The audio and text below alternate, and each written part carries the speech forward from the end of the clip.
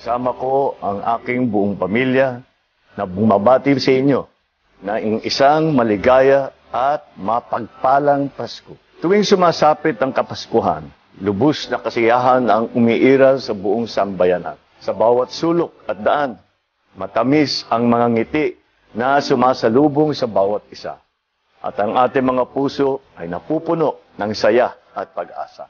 Kaya naman, sa panahong ito, ramdam na ramdam natin ang lahat ng mga biyaya at bunga ng ating pagsisikap mula sa nakaraang taon. Lagi po tayong magpasalamat sa Puong May Kapal sa lahat ng kabutihan na ipinagkaloob sa atin.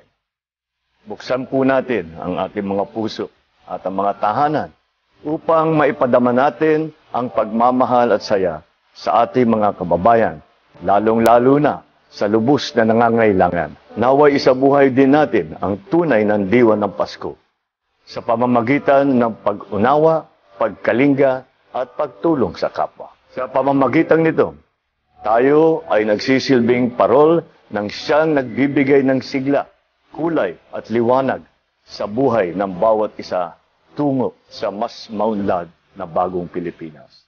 Muli, isang maligayang Pasko po sa inyong lahat.